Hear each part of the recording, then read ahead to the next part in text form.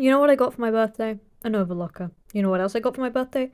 This fabric. What should I do with it? Well, I'm glad you asked. Let's sew another one of my vintage patterns. That's right, we're going to be making a skirt again with this beautiful skirt pattern that I've done before. But we're not doing number 4 this time. We're doing a different one. You've met Jose, but this is Jose's brother, Ted. And behind Ted, the overlocker, are my Hanuta, their sustenance. Also, my flatmate is allergic to hazelnuts, so they're as far away from him as possible.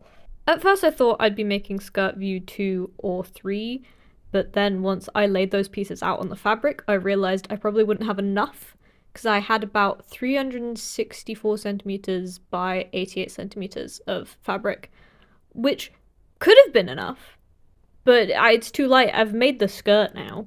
So there I was, incredibly naive, having laid the pattern pieces out on the fabric, when I realised the previous owner of this pattern had never made one of these skirts before, or at least not with more than 2 pieces. Sewing patterns are very helpful. They give you instructions and words of warning, but I'm the bad boy of sewing, so I just started cutting. About partway through cutting the pattern pieces, I realised I probably can't fit these skirt pieces on the fabric because they're all cut on a fold. And I couldn't use brain power. It was 6 PM and I was weirdly tired.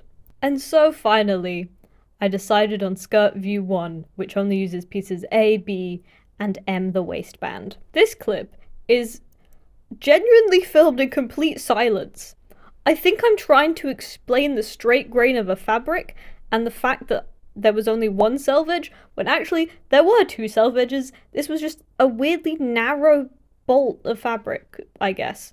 My thought was that there wasn't going to be enough length and I may have to cut against the straight grain, but I'm quite short and an 80 centimeter skirt is actually a normal length. Speaking of, I lengthened the skirt pieces because I genuinely only have 1 maxi skirt, and here are all the pattern pieces cut out. I then went to pick out my thread, which is being displayed with my dolls, and then threaded up my sewing machine. I followed the instructions just like I did in my last skirt video, pinning the darts, and then sewing them in place, and I realised I couldn't press them, because guess what? We don't own an iron. That's just a hallmark of the bad boy of sewing. Anyway, I sewed up the side seams, leaving of course a spot for the zipper. Now again, I was sewing on a Sunday evening. The shops were closed. The only zip I had was a light beige invisible zipper from my sewing stash. I've no idea where it's from. I think it was donated to me. One may forget that I'm the bad boy of sewing because I have an overlocker now. Look how neat of a job I did. Also, I remembered to sew in the zip. Look, it's so obvious. And because I don't have an iron, I had to, fix that somehow.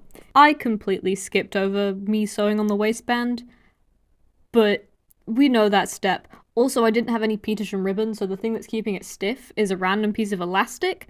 It's fine if it's not stretched, right? I tried the skirt on one last time before I went to go and watch Bake Off with my other flatmate, and did a little bit of hand sewing to fix my mistakes on the waistband, because there were a few. The following morning, I did some hand sewing around the zipper just so I could hide it, because again, I don't have an iron. Why do I not have an iron? And there we have it. All of my scraps of thread from the overlocker and the machine. And a beautiful, beautiful skirt. Look at me, I'm a cowboy. I didn't put on the cowboy boots with it because I realized it looked like I didn't have any ankles. I'm Norange Bunny, and I'm doing a costume degree. Why don't I own an iron? That is my one. I'm a bad boy of sewing. Why don't I mean, I don't use an iron anyway, but why do I not have one?